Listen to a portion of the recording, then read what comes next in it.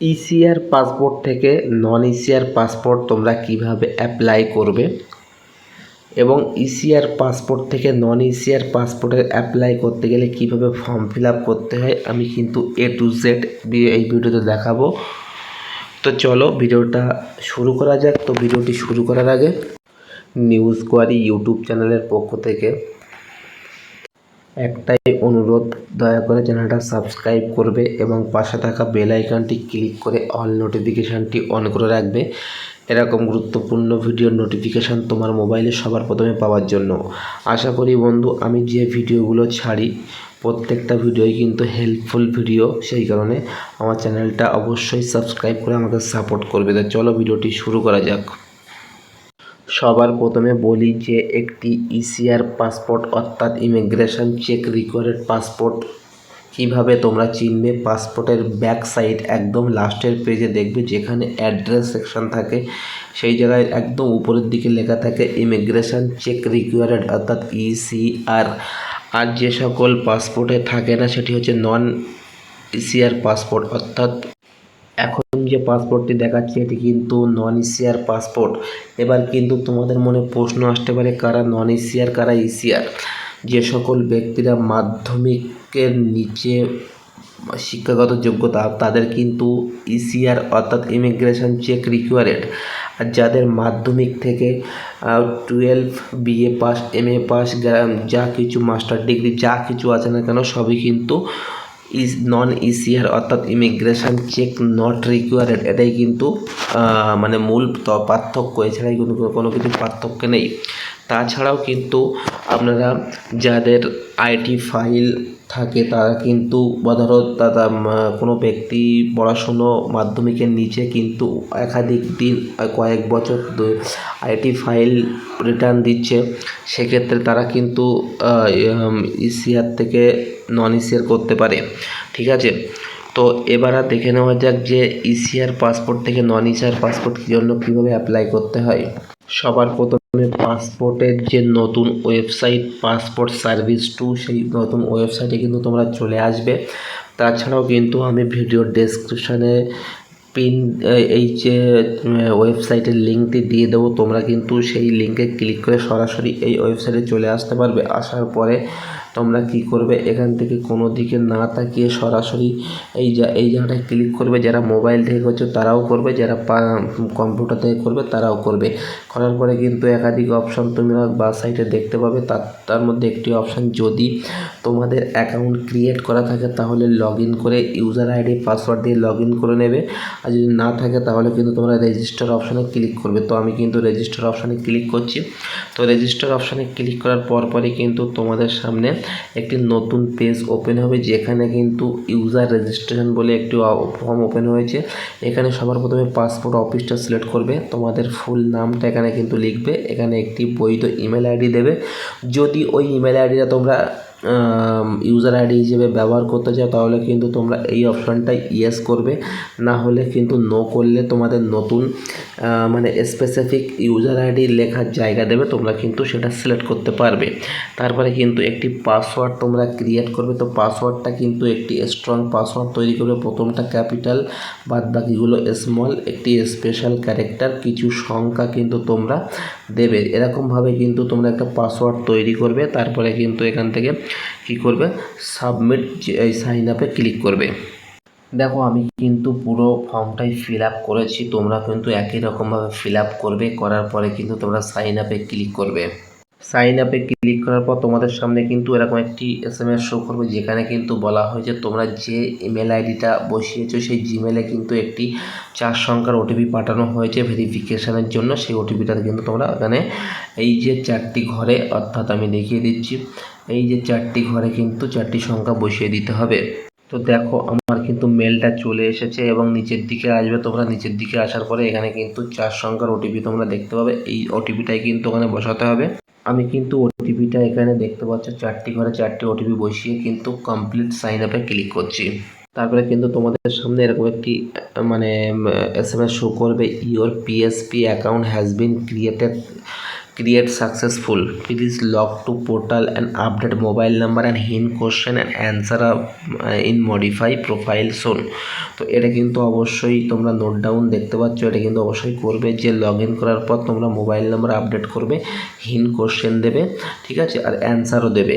অর্থাৎ এগুলো দিলে কী হবে, যদি তোমরা কখনও অ্যাকাউন্ট ভুলে যাও, পাসওয়ার্ড ভুলে যাও, তাহলে কিন্তু তোমরা সেটা রিসেট করতে পারবে খুব সহজে। তারপরে তোমরা কি করবে, এখানে দেখতে পাচ্ছ গো ব্যাক টু লগ ইনে ক্লিক করবে। তারপরে কিন্তু যে লগ ইন আইডিটা তোমরা ক্রিয়েট করেছিলে সেই ইমেল আইডি হতে পারে বা স্পেসিফিক লগ ইন আইডি হতে পারে, সেটি কিন্তু তোমরা লিখে কন্টিনিউতে ক্লিক করবে। তারপরে তোমাদের সামনে কিন্তু পাসওয়ার্ড লেখার ঘর দেবে, অর্থাৎ এই ঘরটায় কিন্তু তোমরা পাসওয়ার্ডটা লিখে সাইন ইনে ক্লিক করবে। তারপরে কিন্তু তোমাদের সামনে এরকম একটি ইন্টারফেস শো করবে, যেখানে কিন্তু তোমাদের সবার প্রথমে একটি অপশান দেখতে পাবে ফ্রেশ পাসপোর্ট রি ইস্যু অফ পাসপোর্ট, এখানে তোমরা ক্লিক করবে। তারপরে কিন্তু তোমাদের সামনে এখানে একটি অপশান দেখতে পাচ্ছ পাসপোর্ট নাম্বার লেখার জন্য জায়গা দেওয়া হয়েছে, এখানে ডেট অফ বার্থ, তারপরে সেন্ড ওটিপি, এগুলো কিছু করার দরকার নেই, তোমরা সরাসরি স্কিপ ফর নাওতে ক্লিক করবে। তারপরে তোমাদের সামনে কিন্তু এরকম একটি ইন্টারফেস শো করবে, তোমরা রেজিস্ট্রেশন করার সময় যে অফিসটা সিলেক্ট করেছিলে সেই অফিসের নামটা কিন্তু এখানে চলে আসবে, অর্থাৎ আমার কিন্তু কলকাতা অফিস, সেক্ষেত্রে কলকাতা চলে এসেছে। তারপরে কিন্তু নেক্সটে ক্লিক করবে। তারপরে কিন্তু এই জায়গাটায় ভালোভাবে বুঝতে হবে, এই জায়গাটায় সবার প্রথমে যারা ইসিআর ক্যাটাগরি থেকে নন ইসিআর ক্যাটাগরিতে তৈরি করতে চাও পাসপোর্টটি, তারা কিন্তু অবশ্যই রি ইস্যু অফ পাসপোর্টে ক্লিক করবে। আর ওই জায়গা থেকে যখন রি ইস্যু অফ পাসপোর্টে ক্লিক করবে, একাধিক রিজন কিন্তু তোমাদের দেওয়া হবে কী জন্য তোমরা রি ইস্যু করছো। তো সবার প্রথমে কিন্তু একটি অপশান তোমরা দেখতে পাবে change in existing personal particulars, অর্থাৎ আমার যে বিবরণ আছে সেই বিবরণের কোনো কিছু তথ্য আমি পরিবর্তন করতে চাই, তাই কিন্তু এখানে বলা হয়েছে এক্সিস্টিং পার্সোনাল পার্টিকুলার্স, এটাই কিন্তু তোমরা সিলেক্ট করবে। বাদ বাকি ড্যামেজ পাসপোর্টের ক্ষেত্রে কিন্তু মানে ড্যামেজ আছে, তারপরে পেজ এক্সটেনশন আছে, তারপরে লস পাসপোর্ট আছে, ভ্যালিড এক্সপায়ার আছে, এগুলো কিছু কোনো দিকে তোমরা না তাকিয়ে সরাসরি কিন্তু এই অপশানটায় তোমরা কিন্তু সিলেক্ট করে নেবে। যখনই ওই অপশানটা সিলেক্ট করবে, এখানে কিন্তু লেখা আছে যে if change in existing personal particular for specify, তো এখানে কিন্তু তোমরা কি চেঞ্জ করতে চাও, আদার্স হলে আদার্স, গিভেন নেম নাম চেঞ্জ করতে হলে নাম, অ্যাড্রেস হলে অ্যাড্রেস, স্পাউস নেম হলে স্পাউস নেম, সিগনেচার হলে সিগনেচার। কিন্তু আমার যেহেতু ইসিআর আর নন ইসিআর, তো আমার পাসপোর্টটা ইসিআর ক্যাটাগরির আছে, আমি সেটা নন ইসিআর করবো, তার জন্য ডিলেট ইসিআর কিন্তু তোমরা সিলেক্ট করবে। করার পরে কিন্তু এটাই কিন্তু ইসিআর থেকে নন ইসিআর করার একমাত্র অপশান, ডিলেট ইসিআর। তারপরে এখান থেকে তোমরা নর্মালে করতে পারো, তৎকালেও করতে পারো, তো যার যেটা মানে করতে চাও সেটা। এবং কেউ এবং যে কটা পেজ নিতে চাও, কেউ 36 পেজ, কেউ 60 পেজ, তো আমি কিন্তু নর্মাল এবং 36 পেজ নিয়েছি। নেওয়ার পরে কিন্তু আমি সেভ অ্যান্ড নেক্সটে ক্লিক করছি। তারপরে কিন্তু আমার নাম লিখলাম, যদি সারনেম থাকে লিখবেন, না হলে লেখার দরকার নেই। তারপরে এখান থেকে কিন্তু তোমরা ছেলে না মেয়ে সেটি কিন্তু সিলেক্ট করবে। এখান থেকে তোমরা তোমাদের অন্য কোনো নাম আছে কি না, নাম পরিবর্তন চাও কি না, সেগুলো ইয়েস নোতে তোমরা উত্তর দেবে। তারপরে কিন্তু এখান থেকে তোমাদের জন্ম তারিখটা সিলেক্ট করে নেবে। তবে ফর্ম ফিল আপ করার আগে বন্ধুরা একটি কথা বলবো, যে তোমাদের পাসপোর্টটি অর্থাৎ ইসিআর পাসপোর্টটি আছে, সেই ইসিআর পাসপোর্টে যা আছে অ্যাজ ইট ইজ সেম তোমরা ফিল করবে, কোনো রকম কিন্তু চেঞ্জেস করবে না, শুধুমাত্র ইসিআর ক্যাটাগরিটা ছাড়া। ইসিআর ক্যাটাগরিটা ছাড়া অন্য কোনো যদি তোমরা পরিবর্তন করো, তাহলে কিন্তু তোমাদের পাসপোর্টটা আটকে যাবে বা আরপি অফিস হোল্ড করে দেবে, এটা কিন্তু মাথায় রাখবে। তো পার্সোনাল পার্টিকুলার্সের মধ্যে শুধুমাত্র ইসিআর আর নন ইসিআর এই জায়গাটায় চেঞ্জ করবে, বাদ বাকি কোনো কিছু চেঞ্জ করবে না, অ্যাজ ইট ইজ যা আছে সব কিছু লিখে দেবে। তো এখানে কিন্তু ডেট অফ বার্থ যা আছে তাই লিখে দেবে পাসপোর্ট থেকে, পাসপোর্টের যে মানে তোমার প্লেস অফ বার্থ যেটা দেওয়া আছে সেটাই দেবে, ম্যারিটারিয়াল স্ট্যাটাস কী আছে সেটি করবে। তারপরে তোমাদের এখানে কিন্তু অবশ্যই নো হবে, এখানে কিন্তু স্টেট কোন স্টেট থেকে তোমরা বিলং করছো সেটি লিখবে, এখানে কিন্তু ডিস্ট্রিক্ট কোন ডিস্ট্রিক্ট থেকে তোমরা সিলেক্ট মানে বিলং করছো সেটি কিন্তু তোমরা এখানে সিলেক্ট করে নেবে। তারপরে এখানে কিন্তু সিটিজেন বার্থ দেবে, এখানে কিন্তু প্যান কার্ড নাম্বার দেবে। তারপরে এখান থেকে কিন্তু তোমরা ভোটার কার্ড নাম্বারটা ইনপুট করবে। তারপরে এখান থেকে কিন্তু তোমরা মানে এমপ্লয়মেন্ট টাইপ কী আছে সেটি কিন্তু তোমরা এখানে সিলেক্ট করে নেবে। তারপরে এখান থেকে তোমরা তোমাদের বাবা মা কোনো সরকারি কর্মচারী কিনা সেটি কিন্তু ইয়েস নোতে তোমাদের জবাব দিতে হবে। তারপরে এখান থেকে কিন্তু তোমাদের যেহেতু আগেরবার পাসপোর্টটা ইসিআর হয়েছে, মানে এই জায়গাটায় তোমরা 8 পাস বা 7 পাস বা 9 পাস এরকম সিলেক্ট করেছিল। তো এখানে যেহেতু আমি নন ইসিআর করবো, সেই ক্ষেত্রে কিন্তু আমি 10 পাস অ্যান্ড অ্যাবভ যেই দিয়েছি, দেখতে পাচ্ছ অটোমেটিক্যালি কিন্তু এই জায়গাটায় ইয়েস চলে এসেছে। অর্থাৎ এই জায়গাটায় কোনো রকম পরিবর্তন করবে না। অর্থাৎ যখনই তোমরা এই জায়গাটায় 10 পাস অ্যান্ড অ্যাবভ দেবে, অটোমেটিক্যালি কিন্তু নন ইসিআর ক্যাটাগরি ইয়েস চলে আসবে। আর যখনই তোমরা এই জায়গাটায় 10% নিচে অর্থাৎ 8, 7 যাই দাও না কেন, এই জায়গাটায় কিন্তু নো ঘরে অনেক টিক চিহ্ন উঠবে। এটি কিন্তু মাথায় রাখবে, কোনো রকম চেঞ্জেস করবে না। তারপরে এখান থেকে কিন্তু তোমরা আধার কার্ড নাম্বারটি এখানে বসাবে। এখানে কিন্তু আই এগ্রিতে ক্লিক করবে। টোটাল ফর্মটা কিন্তু প্রিভিউ দেখে নেবে। দেখে নেওয়ার পর কিন্তু তোমরা সেভ অ্যান্ড নেক্সটে ক্লিক করবে। তারপরে এখানে তোমাদের পুরোনো পাসপোর্টে বাবার নাম যা ছিল সব লিখবে, মায়ের নাম যা ছিল সব লিখবে। যদি আগের পাসপোর্টে গার্জিয়ান নেম দেওয়া থাকে তাহলে দেবে, না হলে দেবে না। যদি আগের পাসপোর্টে ম্যারেড দিয়ে থাকে এবং স্পাউস নেম দিয়ে থাকো, তাহলে কিন্তু তার নামটা মানে পাসপোর্ট দেখেই বসিয়ে দেবে। দেওয়ার পরে এখান থেকে কিন্তু তোমরা সেভ অ্যান্ড নেক্সটে ক্লিক করবে। তারপরে কিন্তু তোমাদের অ্যাড্রেস সেকশনটা চলে আসবে। তো অ্যাড্রেস সেকশানে এখানে অটোমেটিক্যালি কিন্তু নই থাকবে। এখানে কিন্তু অ্যাড্রেস সেকশান তোমাদের যে পাসপোর্টটি আছে, পুরোনো পাসপোর্ট, সেই পুরোনো পাসপোর্টে যেরকমভাবে লেখা আছে অ্যাজ ইট ইজ সেম সেরকমভাবে তোমরা লিখবে এবং ভিলেজের নাম লিখবে, পিনকোড লিখবে, স্টেট লিখবে, ডিস্ট্রিক্ট লিখবে, পুলিশ স্টেশন লিখবে এবং এখানে কিন্তু একটি কন্ট্যাক্ট মোবাইল নাম্বার যেটি বর্তমানে তোমাদের অ্যাক্টিভ আছে সেই কন্ট্যাক্ট মোবাইল নাম্বারটি দেবে। এখানে ইমেল আইডি যেটি তোমরা মানে দিতে চাও সেটি কিন্তু তোমরা বসাবে। তারপরে এখানে কিন্তু এই অপশনটা ওপেন হয়ে থাকবে যে ইস পারমানেন্ট অ্যাড্রেস অ্যাভেলেবেল, এখানে কিন্তু ইয়েস করবে। যেই ইয়েস করবে তখন কিন্তু এই ঘরটা আবার ওপেন হয়ে যাবে। Is your permanent address same as present address. তো এখানে কিন্তু যদি একই হয়ে থাকে তাহলে একই করবে, যদি একই না হয় নো করে সেই প্রেজেন্ট পারমানেন্ট অ্যাড্রেসটা কিন্তু এই প্রেজেন্ট অ্যাড্রেসটা লিখবে। তারপরে এখান থেকে সব কিছু হয়ে যাওয়ার পর তোমরা কিন্তু মানে সেভ অ্যান্ড নেক্সটে কিন্তু ক্লিক করবে।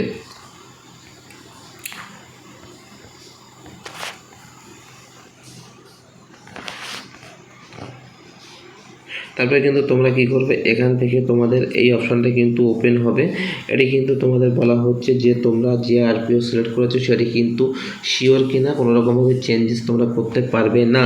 তো এখান থেকে তোমরা কি করবে, এখান থেকে কিন্তু ওকে অপশানে ক্লিক করবে। তারপরে কিন্তু এমার্জেন্সি কন্ট্যাক্টের অপশানটা চলে আসবে। এমার্জেন্সি কন্ট্যাক্ট বলতে ধরো কোনো প্রকারে তুমি তোমার ফোনটা অ্যাক্টিভ নেই বা সিমটা অ্যাক্টিভ নেই বা তুমি বাড়িতে প্রেজেন্ট নেই, সেক্ষেত্রে পাসপোর্ট আধিকারিক বা পুলিশ বা যে কোনো কেউ কীভাবে যোগাযোগ করবে, কার সাথে যোগাযোগ করবে, সেই ব্যক্তির নামটা এবং তার ঠিকানাটা এই ঘরে কিন্তু বসিয়ে দিতে হবে। অর্থাৎ অ্যাকচুয়ালি বলতে গেলে এমার্জেন্সি কন্ট্যাক্ট, ঠিক আছে, কার সাথে এমার্জেন্সি সূত্রে কন্ট্যাক্ট করবে, তার মোবাইল নাম্বারটা, যে ব্যক্তির নাম তোমরা এই ঘরে বসাবে সেই ব্যক্তির মোবাইল নাম্বারটাও এই ঘরে বসাবে। তারপরে কিন্তু সমস্ত কিছু হয়ে যাওয়ার পরে তোমরা এখান থেকে সেভ অ্যান্ড নেক্সটে ক্লিক করবে। তো এখানে তোমরা দেখতে পাচ্ছ এখানে কিন্তু তোমাদের যে পুরনো পাসপোর্ট আছে সেই পুরনো পাসপোর্টের কিন্তু টোটাল ডিটেলস এখানে মানে ফিল করতে হবে। Passport number, place of issue, date of issue, তারপরে date of expire, file number, তারপরে এখানে ডিপ্লোম্যাটিক পাসপোর্ট আছে কি না, এমন কোনো রকম কিছু হয়েছে যে পাসপোর্ট অ্যাপ্লিকেশান করেছো কিন্তু সেই অ্যাপ্লিকেশানে পাসপোর্ট জেনারেট হয়নি, তো এখানে কিন্তু নো হবে। নো হওয়ার পরে তোমরা কী করবে, এখান থেকে সরাসরি কিন্তু সেভ অ্যান্ড নেক্সটে ক্লিক করবে। তারপরে কিন্তু তোমাদের সামনে আদার্স ডিটেলস চলে আসবে। আদার্স ডিটেলস বলতে এখানে কিন্তু অনেক রকম ডিটেলস আছে, তোমরা কিন্তু না পড়ে কেউ ফিল করবে না। তো সবার প্রথমে কি লেখা আছে, provide the following details if there any criminal procedure pending assistant the applicant. অর্থাৎ তোমার নামে কি কোনো রকম ক্রিমিনালি রেকর্ড আছে, যদি থেকে থাকে তাহলে কিন্তু তোমরা ইয়েস নোতে জবাব দিতে পারো। টোটালটাই কিন্তু ইয়েস নোতে জবাব দিতে হবে। তোমরা কিন্তু পড়ে ইয়েস নোতে জবাব দেবে, তারপরে তোমরা এখান থেকে সেভ অ্যান্ড নেক্সটে ক্লিক করবে। তারপরে 8 নম্বর ধাপে কিন্তু তোমাদের পাসপোর্টের যে ছবিটা মানে ওপরের পেজ আর লাস্ট পেজ আসবে, যেটা পাসপোর্টের ফ্রন্ট পেজ বলা হয় আর কি। তো সেই পেজটা কেমন দেখতে, এখানে তোমার ছবি, এখানে সিগনেচার থাকবে, এখানে পাসপোর্ট মানে পি ইন্ডিয়া, এখানে কিন্তু দেখতে পাচ্ছ নাম ইন্ডিয়া, এখানে মেল, এখানে কিন্তু জন্ম তারিখ, এখানে কিন্তু প্লেস অফ মানে বার্থ, তারপরে এখানে কিন্তু তোমার বাবার নাম থাকবে, এখানে কিন্তু মায়ের নাম থাকবে, এখানে কিন্তু তোমার স্ত্রী বা স্বামীর নাম থাকবে, এখানে কিন্তু অ্যাড্রেস থাকবে। এবার দেখো এখানে যেটা বলার বিষয় সেটি হচ্ছে এই জায়গাটায় কিন্তু চেক ইমিগ্রেশন নট রিকোয়ার্ড লেখাটা মানে লেখাটাও নেই, কিংবা ইমিগ্রেশন চেক রিকোয়ার্ড সেটাও নেই। তো এখানে যদি এই পাসপোর্টে যদি ইসিআর ক্যাটাগরির পাসপোর্ট হতো এই জায়গায় কিন্তু ইমিগ্রেশন চেক রিকোয়ার্ড দেখিয়ে দিত, কিন্তু যেহেতু এটা মানে 10 পাসে হচ্ছে সেক্ষেত্রে কিন্তু ইমিগ্রেশন চেক রিকোয়ার্ড নেই, অর্থাৎ নন ইসিআর পাসপোর্ট। তো এখান থেকে তোমরা কী করবে, সরাসরি এই অপশানে টিক চিহ্ন মেরে সেভ অ্যান্ড নেক্সটে ক্লিক করবে। তারপরে কিন্তু তোমাদের সামনে এই অপশানে নিয়ে চলে আসবে। তো এখান থেকে তোমরা বার্থ প্রুফ হিসেবে যে কোনো একটি ডকুমেন্ট সিলেক্ট করবে, তোমাদের যে ডকুমেন্ট অ্যাভেলেবেল আছে তোমাদের কাছে, এবং অ্যাড্রেস প্রুফ হিসাবে তোমরা এখানে একটি ডকুমেন্ট সিলেক্ট করবে। করার পরে নিচের দিকে আসবে, নিচের দিকে আসার পরে এখান থেকে তোমরা আই এগ্রিতে ক্লিক করে এখানে তোমাদের গ্রামের নামটি লিখবে, এবং লেখা হয়ে যাওয়ার পর তোমরা সবার প্রথমে যে অপশানটি করবে সেটি হচ্ছে সেভ করবে। তারপরে এই প্রিভিউ অপশানে কিন্তু তোমরা ক্লিক করবে। প্রিভিউ অপশানে ক্লিক করলে এতক্ষণ যে ফর্মটা তোমরা ফিল করলে টোটাল ফর্মের প্রিভিউ কিন্তু এখানে শো করবে, এবং এখানে কিন্তু দেখতে পাচ্ছ ফর্মটা কিন্তু চলে এসেছে আমার, যে change in existing personal particulars. তো কী চেঞ্জ করেছি আমি, এখানে কিন্তু লেখা আছে type existing personal particular specify. তো এখানে কিন্তু লিখে দিয়েছে যে আমি সিলেক্ট করেছি ডিলেট ইসিআর, অর্থাৎ পাসপোর্টটি নন ইসিআরতে হবে। তারপরে অ্যাপ্লিকেশান ডিটেলস থাকবে, ফ্যামিলি ডিটেলস থাকবে, পারমানেন্ট অ্যাড্রেস থাকবে, এমার্জেন্সি কন্ট্যাক্টের ডিটেলস থাকবে, প্রিভিউ পাসপোর্টের ডিটেলস কিন্তু এই জায়গাটা অবশ্যই ভালোভাবে দেখে নেবে। তারপরে এখান থেকে আদার্স ডিটেলস থাকবে। তারপরে এখান থেকে কিন্তু তোমাদের সব কিছু মানে কি তোমরা ফাইল মানে আপলোড করতে চাও সেটি কিন্তু এখানে শো করবে। তারপর সেলফ ডিক্লারেশন, এখানে কিন্তু তোমাদের গ্রামের নাম দেখাবে, এখানে কবে কোন তারিখে তোমরা অ্যাপ্লাই করছো সেটি দেখাবে। তারপরে কিন্তু তোমরা কী করবে, এটা প্রিন্ট আউট বার করে নেবে। প্রিন্ট আউট বার করার পরে কিন্তু ক্লোজ করে দেবে। ক্লোজ করার পরপরই কিন্তু তোমরা কী করবে, সাবমিট অপশানে কিন্তু তোমরা ক্লিক করবে। তারপরে কিন্তু তোমাদের সামনে এরকম একটি পপ আপ শো হবে, যেখানে বলা হচ্ছে your application form has been submit successful, year and reference application reference number বলে নাম্বার শো করবে। তারপরে তোমরা কী করবে, পে অ্যান্ড শিডিউল অ্যাপয়েন্টমেন্টে তোমরা ক্লিক করবে। তারপরে কিন্তু তোমাদের সামনে এরকম একটি ইন্টারফেস শো করবে। তো এখানে তোমরা কোন পিএসকে বা পিএসকেতে নিতে চাও সেখানেও কিন্তু এখানে মানে আছে। তো তোমরা কিন্তু নিচের দিকে স্ক্রল করলে অনেক পেয়ে যাবে। তো এখান থেকে কিন্তু প্রথমে দেখতে পাচ্ছ বহরমপুরে অ্যাভেলেবেল আছে কত তারিখ, এখানে কিন্তু বহরমপুরে অ্যাভেলেবেল আছে 6 আগস্ট, এবং পিএসকে কলকাতা রুবি যেটাকে বলা হয় সেখানে অ্যাভেলেবেল কিন্তু আছে 19/8/2025। এরকম করে কিন্তু একাধিক অপশান আছে, তোমরা কিন্তু একাধিক পিএসকে বা পিএসকে আছে, তোমরা কিন্তু দেখে কোনটা নিতে চাও সেটি কিন্তু তোমরা নেবে। তারপরে কিন্তু এখান থেকে যে ডেটটায় তোমরা বুক করবে সেই ডেটটা কিন্তু অটোমেটিক এখানে মানে শো করবে। যদি তোমরা এই ডেটে অর্থাৎ এই ডেটে না নিতে চাও তাহলে কিন্তু তোমরা এই ক্যালেন্ডার চিহ্ন ক্লিক করে যে তারিখগুলো সবুজ হয়ে আছে সেগুলো অ্যাভেলেবেল সিট আছে, তো সেগুলো কিন্তু সিলেক্ট করবে। তারপরে এখানে কিন্তু বুক অ্যাপয়েন্টমেন্ট করবে, করে কিন্তু পেমেন্টটা দিয়ে তোমরা অ্যাপয়েন্টমেন্টটা বুক করে নেবে। তাহলে কিন্তু তোমরা প্রথম থেকে শেষ পর্যন্ত দেখতে পেলে যে একটি ইসিআর পাসপোর্ট কীভাবে নন ইসিআর পাসপোর্টে পরিণত করা যায়, তার জন্য কীভাবে ফর্ম ফিল আপ করতে হয়, কী কী ডকুমেন্টের প্রয়োজন হয়, এ টু জেড বিষয় কিন্তু আমি এই ভিডিওতে মানে দেখিয়ে দিলাম। তাছাড়াও আরেকটি বিষয় হচ্ছে, যারা ইতিমধ্যে পাসপোর্ট আবেদন করেছে এবং পাসপোর্টটি হোল্ড হয়ে আছে আরপিও অফিসে একাধিক দিন ধরে, তোমরা কিন্তু মানে কী করে বুঝতে পারছো না, তো তোমরা অ্যাপার্টমেন্ট বুক করতে চাও আরপিও অ্যাপার্টমেন্ট, তার জন্য কিন্তু তোমরা এই নাম্বারে যোগাযোগ করো। যোগাযোগ করলে কিন্তু তোমাদের আরপিও অ্যাপার্টমেন্টটা একদম গ্যারান্টি সহকারে মানে বুকিং করে দেওয়া হবে। নাম্বারটা কিন্তু মুখে বলছি 9734332547। আর এই ভিডিওটা প্রথম থেকে শেষ পর্যন্ত কিন্তু তোমরা দেখবে, তবেই কিন্তু একটি সাকসেসফুল অ্যাপ্লিকেশান করতে পারবে এবং পাসপোর্টটা হাতে পাবে। ভিডিওটি এই পর্যন্ত, ভিডিওটি ভালো লাগে থাকে লাইক করবে, কমেন্ট করবে, শেয়ার করবে। আর আমার চ্যানেল নতুন দর্শক হয়ে থাকলে প্লিজ দয়া করে চ্যানেলটা সাবস্ক্রাইব করে আমাকে সাপোর্ট করবে। দেখা হবে পরের ভিডিওতে, ভালো থাকবে।